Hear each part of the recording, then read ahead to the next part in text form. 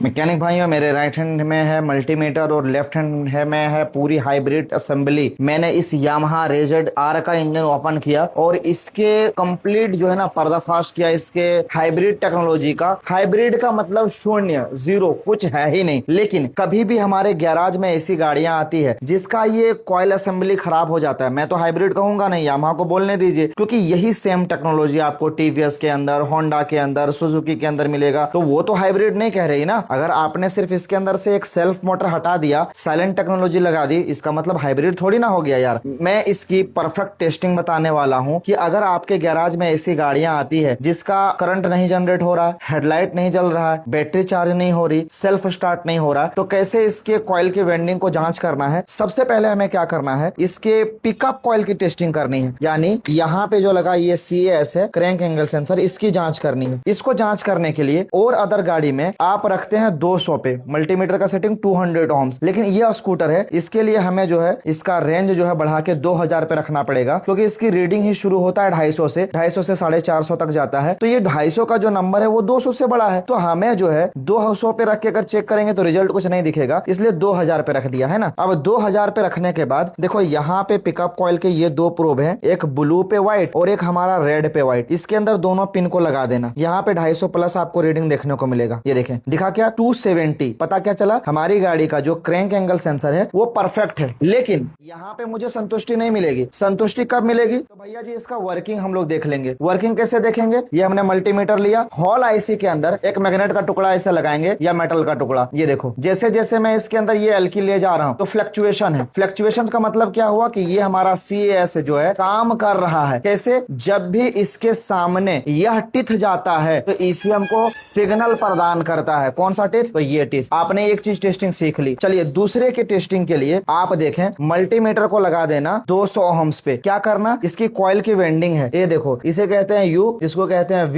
इसको कहते हैं W। UV W का 3 कनेक्शन यहाँ पे जुड़ा है। आपको क्या करना है, सबसे पहले A के अंदर लो, दूसरा B के अंदर लो, बीप ओके, फिर B के अंदर लो, फिर देन C के अंदर लो, बीप ओके, फिर देन C के अंदर लो और यहां से डायरेक्ट A के अंदर ले लो, बीप ओके। ये 3 तरीका। लेकिन अगर इसमें आपको कंफ्यूजन होता है, घबराना मत, मल्टीमीटर को 200 पे रख देना। कहां पे, 200 पे। रीडिंग क्या दिखा, 0.089 ऐसा फ्लक्चुएशन है। लेकिन अगर इस रीडिंग से आपको संतुष्टि नहीं मिलती है, कुछ मत करना, एक ऐसा मैग्नेट का टुकड़ा लेना और इसके अंदर जादू मंत्र की तरह घुमा देना। ले जादू मंत्र, ये देखें, मैं जैसे जादू मंत्र कर रहा हूं तो इसके अंदर फ्लक्चुएशन है जो आपको क्लियरली दिख रहा होगा। तो इससे क्या हुआ कि हमें पता चल गया कि कॉइल की वेंडिंग काम कर रहा है। मैं हल्के हाथों से फिरा रहा हूं, मैग्नेट इसके अंदर काफी तेजी से घूमता है तो ज्यादा पल्स जनरेट होते हैं।